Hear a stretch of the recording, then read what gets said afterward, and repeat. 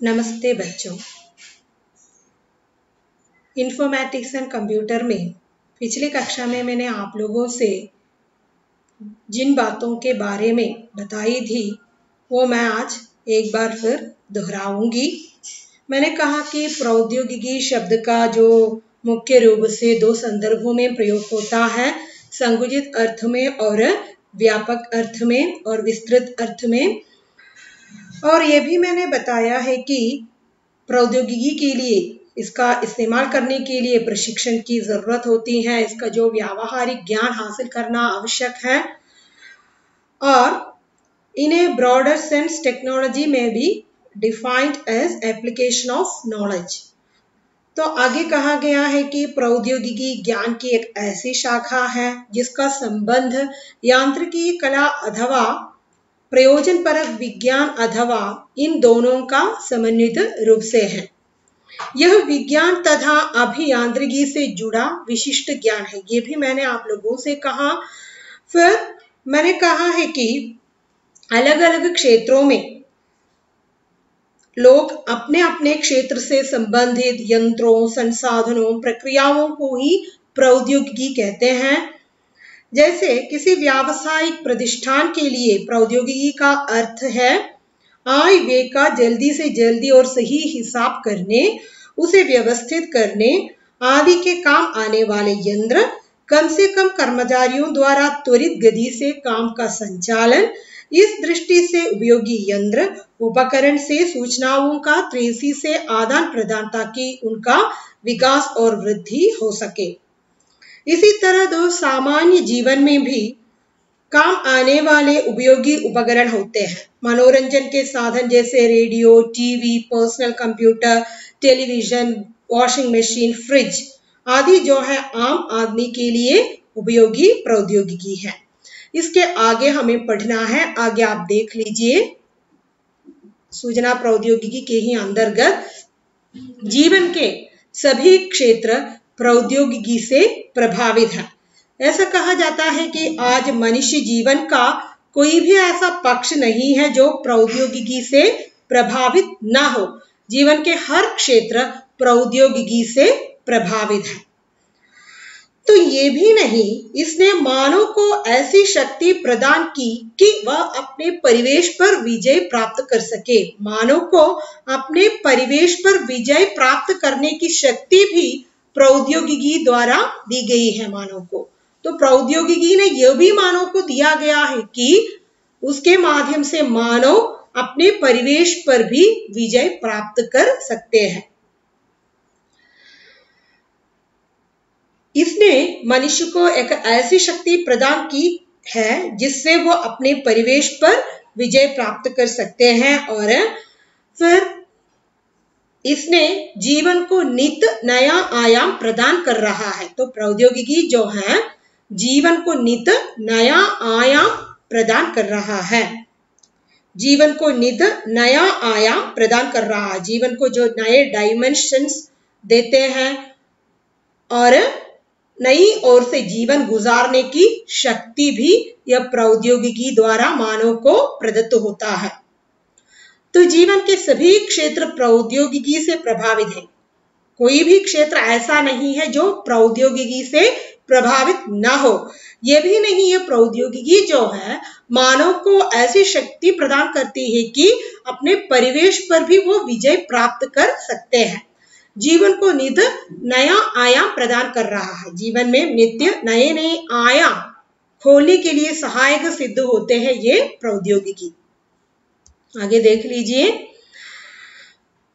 विज्ञान की तरह प्रौद्योगिकी भी निरंतर विकसित होती जा रही है। विज्ञान जो डेवलप्ड होता है, हर एक दिन विज्ञान में नए नए आविष्कार होते रहते हैं। उसी प्रकार जो है प्रौद्योगिकी भी निरंतर डेवलप्ड होता जा रहा है और नित्य नए नए रूप लेकर हमारे सामने आती है। जो प्रौद्योगिकी नित्य नए नए रूपों को लेकर हमारे सामने उपस्थित होते हैं। ये नए नए रूप कौन कौन सा है, अब देख लीजिए। ग्राम प्रौद्योगिकी, जैव प्रौद्योगिकी, सूचना प्रौद्योगिकी। जो विज्ञान के समान जो है प्रौद्योगिकी भी निरंतर विकसित होती जा रही है और नए नए रूपों के साथ हर एक दिन हमारे सामने आ जाते हैं। वो नए नए रूपों के लिए कुछ उदाहरण भी दिया हुआ है, ग्राम प्रौद्योगिकी, जैव प्रौद्योगिकी और सूचना प्रौद्योगिकी। आगे देखिए,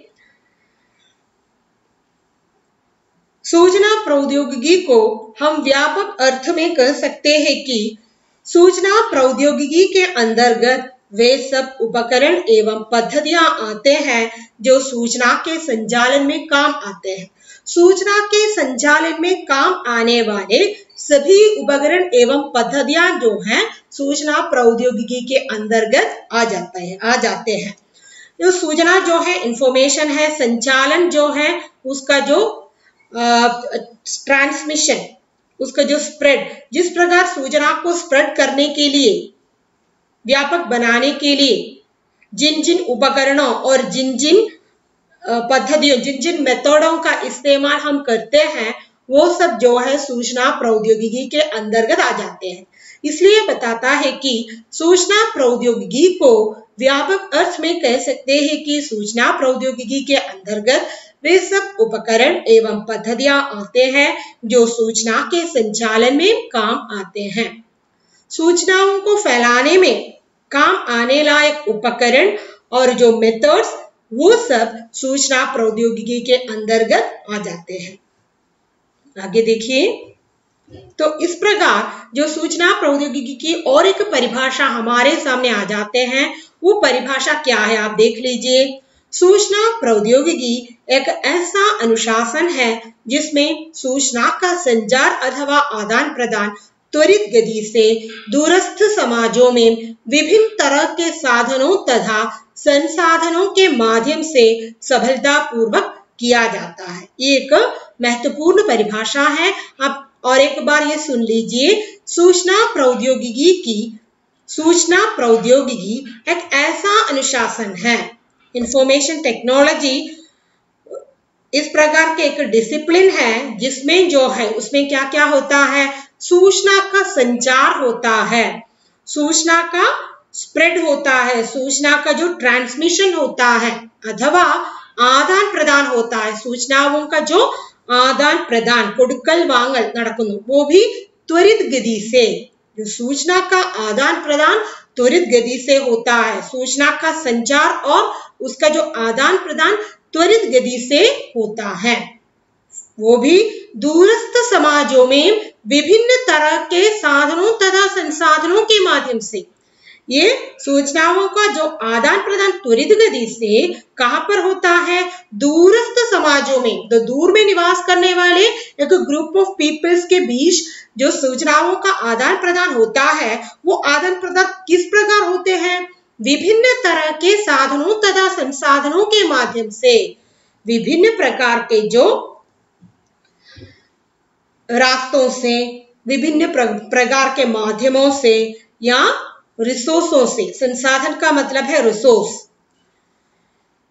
इनके माध्यम से सफलतापूर्वक यह सूचनाओं का आदान प्रदान किया जाता है। तो इसलिए कहा करते हैं कि सूचना प्रौद्योगिकी एक ऐसा अनुशासन है जिसमें सूचना का संचार अथवा आदान प्रदान त्वरित गति से दूरस्थ समाजों में विभिन्न तरह के साधनों तथा संसाधनों के माध्यम से सफलतापूर्वक किया जाता है।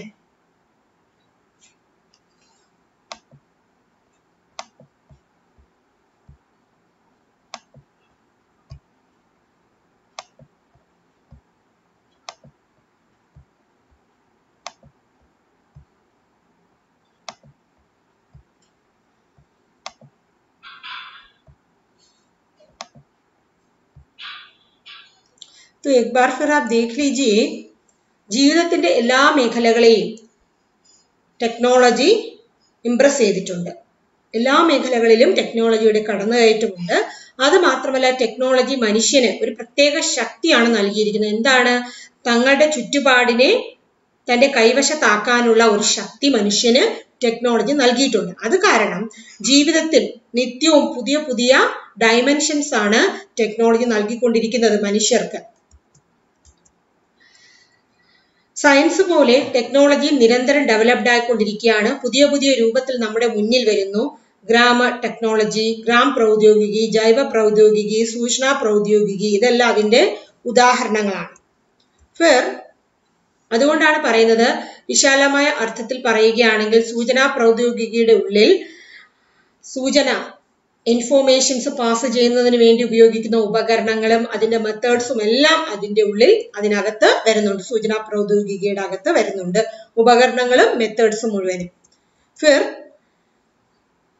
പുതിയ ഒരു പരിഭാഷ, സൂചനാ പ്രൗദ്യോഗികി എന്ന് പറയുന്നത് ഒരു പ്രത്യേക ഡിസിപ്ലിൻ ആണ്. അതില് ഇൻഫോർമേഷൻ, അതിന് ആ ഇൻഫോർമേഷൻ പാസ് ചെയ്യുന്നത് അല്ലെങ്കിൽ ആ ഇൻഫോർമേഷന്റെ കൊടുക്കൽ വാങ്ങൽ പെട്ടെന്ന് നടക്കുന്നു. അതും വളരെ ദൂരെയുള്ള ഒരു സമൂഹത്തിനിടയ്ക്ക് ഈ ഇൻഫോർമേഷൻസ് പാസ് ചെയ്യാൻ നമ്മൾ പലതരത്തിലുള്ള മാർഗങ്ങൾ സ്വീകരിക്കുന്നു, പല റിസോഴ്സുകൾ ഉപയോഗിക്കുന്നു. അതെല്ലാം ഉപയോഗിച്ച് വളരെ ഫലപ്രദമായ രീതിയിൽ ഇൻഫോർമേഷൻസ് പാസ് ചെയ്യുന്നു. അതാണ് സൂചനാ പ്രൗദ്യോഗികി എന്നതുകൊണ്ട് ഉദ്ദേശിക്കുന്നത്. आगे देखिए, सूचना और संचार दो संकेत शब्द है. सूचना एक सिंबॉलिक वर्ड है, वो सांकेतिक पदवाണ് सूचനയും संचार. सूचना का मतलब है इंफॉर्मेशन, संचालन का मतलब है प्रेषण, संप्रेषण. तो इंफॉर्मेशन पास ചെയ്യുക, सूचനയും संचार, सूचना और संचार दोनों दो सांकेतिक शब्द हैं. इन पदों से विश्व में हलचल मच गया है.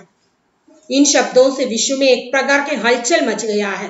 इंफॉर्मेशन के माध्यम से उसे कैसे हम उसका स्प्रेड हम करेंगे. आज की जो जमाना जो है, हम देश विदेश में जो कोविड-19 का जो प्रभाव किस प्रकार है वो हम टीवी पे देखते हैं, इंटरनेट पे देखते हैं और मोबाइल फोन पे देखते हैं. उस सब सूचना का जो आदान प्रदान है, सूचना का जो संचार है वो, तो इसलिए विश्व भर में एक प्रकार की जो हलचल मच गया है.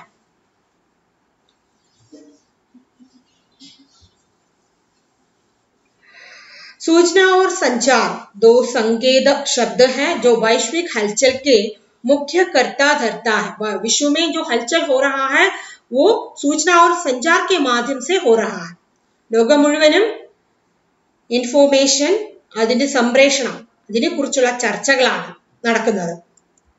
ആര് എത്രയും പെട്ടെന്ന് ഇൻഫോർമേഷൻസ് എത്തിക്കുമോ അവരാണ് ആ ഫീൽഡിൽ കൂടുതൽ കാലം നിലനിൽക്കുന്നത്, നമുക്കറിയാവുന്നതാണ്. सही सूचना सही समय पर और सुविधाजनक रूप में पहुंचने से 3 क्षेत्रों में नई दिशाएं खुलने लगी. वो 3 क्षेत्र कौन कौन सा है, यही हमें देखना है. सही मायने पर, सही समय पर, सुविधाजनक रूप में सूचना पहुंचाना. सूचന എപ്പോഴെങ്കിലും കിട്ടിയാൽ പോരാ, കൃത്യമായ സമയത്തിൽ കൃത്യമായ രീതിയിൽ എത്തണം. അങ്ങനെ എത്തുന്നത് കൊണ്ട് 3 പ്രധാനപ്പെട്ട മേഖലകളിൽ പുതിയ പുതിയ തലങ്ങൾ ഉണ്ടാകുന്നു. അതെങ്ങനെയാണെന്നാണ് നോക്കുന്നത്. അത് ഏതൊക്കെ മേഖലകളിലാണ് മാറ്റം ഉണ്ടായത്, അത് കാരണം सही सूचना के सही समय पर और सुविधाजनक रूप में पहुंचने से कुछ क्षेत्रों में जो नई दिशाएं खुलने लगी, वो क्षेत्र ये है: व्यापार के क्षेत्र, अनुसंधान के क्षेत्र और उद्योग के क्षेत्र. व्यापार का क्षेत्र जो है തൊഴിൽ മേഖല, अनुसंधान जो है गवेषणम, उद्योग जो है व्यवसाय. तो വ്യവസായ മേഖലകളിലും ഗവേഷണ മേഖലകളിലും തൊഴിൽ മേഖലയിലും ഒക്കെ ശരിയായ ഇൻഫോർമേഷൻ ശരിയായ സമയത്ത് ശരിയായ രീതിയിൽ കിട്ടുന്നത് കാരണം ഈ മേഖലകളിലൊക്കെ ഒരുപാട് മാറ്റങ്ങൾ വരുത്തുവാൻ സാധിച്ചിട്ടുണ്ട്. सही सूचना सही समय पर और सुविधाजनक रूप में पहुंचने से 3 क्षेत्रों में नई दिशाएं खुलने लगी. वो 3 क्षेत्र ये हैं: व्यापार, अनुसंधान और उद्योग. आगे देख लीजिए. सूचना किसी भी समाज की प्रगति के लिए आवश्यक घटक है. हम तो जानते हैं इन्फॉर्मेशन जो है किसी भी समाज की प्रगति के लिए आवश्यक घटक है. ഏതൊരു സമൂഹത്തിന്റെയും ഡെവലപ്മെന്റിന് വേണ്ടിയുള്ള ആവശ്യമായ ഒരു ഘടകമാണ് ഇൻഫോർമേഷൻ അല്ലെങ്കിൽ സൂചന. हमारी सारी आर्थिक तथा सामाजिक प्रगति कुछ बातों पर निर्भर रहता है. നമ്മുടെ സാമ്പത്തികവും സാമൂഹികവുമായ ഡെവലപ്മെന്റ് ചില കാര്യങ്ങളെ ബേസ് ചെയ്തുകൊണ്ടാണ് നിലനിൽക്കുന്നത്. ആ കാര്യങ്ങൾ ഏതൊക്കെയാണെന്നാണ് ഇനി പറയുന്നത്. वाणिज्यिक, वैज्ञानिक तथा तकनीकी प्रगति सूचना के एक स्थान से दूसरे स्थान तक भेजने पर निर्भर है. സൂചന ഒരു സ്ഥലത്ത് നിന്ന് മറ്റൊരു സ്ഥലത്തേക്ക് എത്തിക്കുന്നതിനെ ബേസ് ചെയ്തുകൊണ്ടും അല്ലെങ്കിൽ സയന്റിഫിക് ആയിട്ടും ടെക്നോളജിക്കൽ പരമായിട്ടുമുള്ള ഡെവലപ്മെന്റ്, മറ്റൊന്ന് വാണിജ്യപരമായിട്ടുള്ള. तो सूचना किसी भी समाज की प्रगति के लिए आवश्यक घटक है. हम तो जानते हैं जो है सूचना जो है किसी भी समाज की प्रगति के लिए आवश्यक घटक है. हमारी सारी आर्थिक तथा सामाजिक प्रगति कुछ बातों पर निर्भर रहता है. അത് ഏതൊക്കെ കാര്യങ്ങളിലാണ്? वाणिज्यिक, वैज्ञानिक तथा तकनीकी प्रगति सूचना के एक स्थान से दूसरे स्थान तक भेजने पर निर्भर है. सूचना किसी भी समाज की प्रगति के लिए अनिवार्य घटक है. हमारी सारी आर्थिक तथा सामाजिक प्रगति विशेष रूप से वाणिज्यिक, वैज्ञानिक तथा तकनीकी प्रगति सूचना के एक स्थान से दूसरे स्थान तक भेजने पर निर्भर रहता है. നമ്മുടെ സാമ്പത്തികവും സാമൂഹികവുമായ ഡെവലപ്മെന്റ് വാണിജ്യപരമായും സയന്റിഫിക് പരമായും ടെക്നോളജി പരമായുമുള്ള ഡെവലപ്മെന്റിലൂടെയും ഇൻഫോർമേഷൻ ഒരു സ്ഥാനത്ത് നിന്ന് മറ്റൊരു സ്ഥാനത്തേക്ക് എത്തിക്കുന്നതിലൂടെയുമാണ് അടിസ്ഥാനമായിട്ട് നിൽക്കുന്നത്. आगे जो है विभिन्न स्थानों पर विभिन्न स्थितियों में कार्यरत व्यक्तियों को अपनी आवश्यकता के अनुसार तरह तरह के विषयों पर अलग अलग रूप में अलग अलग ढंग की सूचना चाहिए. तो सूचना सभी के लिए समान रूप से नहीं चाहिए. वो तो विभिन्न स्थानों में विभिन्न स्थितियों में कार्यरत व्यक्तियों को, जो विभिन्न जगहों में विभिन्न काम करने वाले व्यक्तियों को अपनी आवश्यकता होते हैं, तो उनके लिए अपनी तरह तरह के विषय भी होते हैं और अलग अलग प्रकार के अलग अलग ढंग के जो सूचना उन्हें चाहिए. അതായത് പല സ്ഥലങ്ങളിലും പല കാലങ്ങളിലും പലയിടത്തും ജോലി ചെയ്യുന്ന വ്യക്തികൾക്ക് അവരുടെ ആവശ്യത്തിനനുസരിച്ച് പല വിഷയത്തിലുള്ള പലതരത്തിലുള്ള ഇൻഫോർമേഷൻസ് ആണ് അവർക്ക് ആവശ്യം. विभिन्न स्थानों पर विभिन्न स्थितियों में कार्यरत व्यक्तियों को अपनी आवश्यकता के अनुसार तरह तरह के विषयों पर अलग अलग रूप में अलग अलग ढंग की सूचना चाहिए. आगे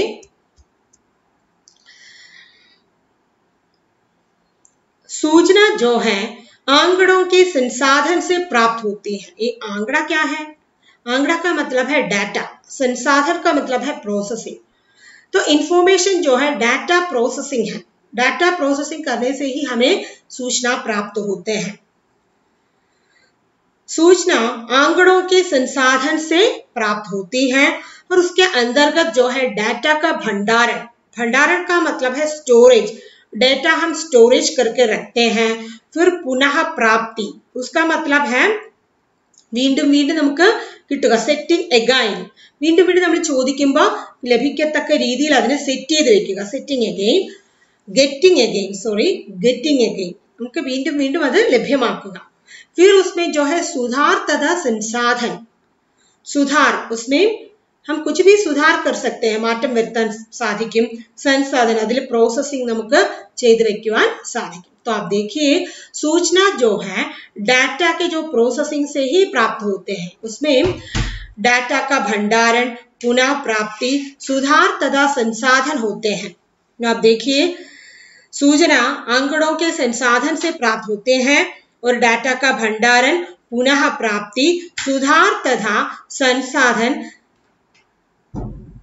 सभी तरह के जो सुधार तथा संसाधन सभी तरह के आर्थिक सामाजिक आदान प्रदान के लिए अत्यावश्यक साधन है. ये सब जो है सभी प्रकार के आर्थिक सामाजिक आदान प्रदान के लिए സാമ്പത്തികവും സാമൂഹികവുമായ കൊടുക്കൽ വാങ്ങലിന് ഏറ്റവും ആവശ്യമുള്ള ഒരു ഘടകമാണ്, ഒരു വസ്തുതയാണ് डाटा भंडारण, पुनः प्राप्ति, सुधार तथा संसाधन. हर क्षेत्र में यह हमारी सहायता करता है. ये सूचना जो है हर क्षेत्रों में हमारी सहायता करता है. तो एक बार फिर आप देख लीजिए. सूचना आंकड़ों के संसाधन से प्राप्त होते हैं. डाटा का भंडारण, पुनः प्राप्ति, सुधार एवं संसाधन सभी तरह के आर्थिक सामाजिक आदान प्रदान के लिए अत्यावश्यक साधन है. यह वह आधार है जो हर क्षेत्र में हमारी सहायता करता है. ഇൻഫോർമേഷൻ എന്ന് പറയുന്നത് അതായത് ഡാറ്റയുടെ പ്രോസസ്സിങ്ങിലൂടെയാണ് നമുക്ക് ലഭിക്കുന്നത്. അതിൽ ഡാറ്റ നമ്മൾ ശേഖരിച്ച് വെക്കുന്നു, പുനഃപ്രാപ്തി വീണ്ടും വീണ്ടും നമുക്ക് ലഭ്യമാക്കുന്നു, അതിൽ മാറ്റങ്ങൾ വരുത്തുന്നു, അതിനെ പ്രോസസ് ചെയ്യുന്നു. ഇതെല്ലാം നമ്മുടെ സാമ്പത്തികവും സാമൂഹികവുമായ കൊടുക്കൽ വാങ്ങലിന് വളരെ ആവശ്യമുള്ള കാര്യമാണ്. ഇത് എല്ലാ മേഖലകളിലും നമ്മളെ സഹായിക്കുന്നു. आगे देखिए, डाटा का मतलब क्या है? डाटा यानी कि किसी भी अर्थपूर्ण बात का अर्थपूर्ण रूप में अभिलेखन. अभिलेखन का मतलब है रिकॉर्डिंग. അർത്ഥപൂർണമായ കാര്യത്തെ അർത്ഥപൂർണമായ രീതിയിൽ റെക്കോർഡ് ചെയ്ത് വെക്കുന്നതിനെയാണ് डाटा कहते हैं. तो डेटा का मतलब है किसी भी अर्थपूर्ण बात का अर्थपूर्ण रूप में अभिलेखन ही डाटा है. आगे देखिए, यह जो आज की कक्षा का जो अंतिम पॉइंट है, सूचना प्रौद्योगिकी के संदर्भ में डाटा सूचना का वह रूप है जो व्यवस्थित सूचना होती है. സൂചനാ പ്രൗദ്യോഗികയുടെ സന്ദർഭത്തിൽ പറയുകയാണെങ്കിൽ ഡാറ്റ എന്ന് പറയുന്നത് സൂചനയുടെ ഇൻഫോർമേഷന്റെ ആ രൂപമാണ്. അത് നമുക്ക് വ്യവസ്ഥിത സൂചന, വളരെ വ്യക്തമായ ഇൻഫോർമേഷൻസ് നൽകുന്നു. डाटा को एकत्रित करने, उसके भंडारण, डाटा को सूचना में बदलने और सूचना को दुनिया भर में संचारित करने के लिए प्रयुक्त की जाने वाली प्रविधि सूचना प्रौद्योगिकी कहलाती है. ഡാറ്റ ശേഖരിക്കുക, അതിനെ സുരക്ഷിതമാക്കി വെക്കുക, പിന്നെ ഡാറ്റയെ ഇൻഫോർമേഷൻ ആക്കി മാറ്റുക, ഈ ഇൻഫോർമേഷൻ ലോകത്തെമ്പാടും സംപ്രേഷണം ചെയ്യുക, ട്രാൻസ്മിറ്റ് ചെയ്യുക, ഇതിനെല്ലാം നമ്മൾ ഉപയോഗിക്കുന്ന രീതിയെയാണ്, മെത്തേഡ്സിനെയാണ് അല്ലെങ്കിൽ സൂചനാ പ്രൗദ്യോഗികി എന്ന് പറയുന്നത്.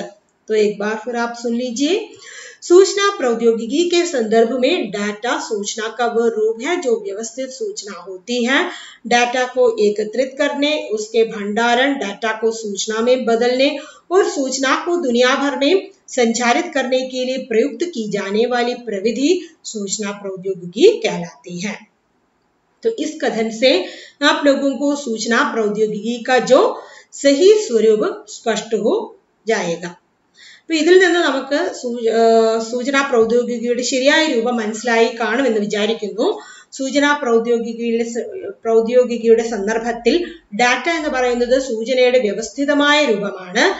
അതിൽ ഡാറ്റ നമ്മൾ കളക്ട് ചെയ്യുന്നു, അതിനെ സംരക്ഷിച്ച് വെക്കുന്നു, സ്റ്റോർ ചെയ്ത് വെക്കുന്നു, ആ ഡാറ്റയെ ഇൻഫോർമേഷൻ ആക്കി മാറ്റുന്നു, ഇൻഫോർമേഷനെ ലോകത്തെമ്പാടും സംപ്രേഷണം ചെയ്യുന്നു. ഇതിനെല്ലാം ഉപയോഗിക്കുന്ന രീതിയെയാണ്, മാർഗത്തെയാണ് നമ്മൾ सूचना प्रौद्योगिकी എന്ന് പറയുന്നത്. तो आज की कक्षा आपको जरूर समझ में आए होंगे. इस विचार के साथ मैं विदा लेती हूँ. अगली कक्षा में इसके अगले भाग को लेकर मैं फिर से हाजिर हो जाऊंगी. तब तक के लिए विदा लेती हूँ. धन्यवाद.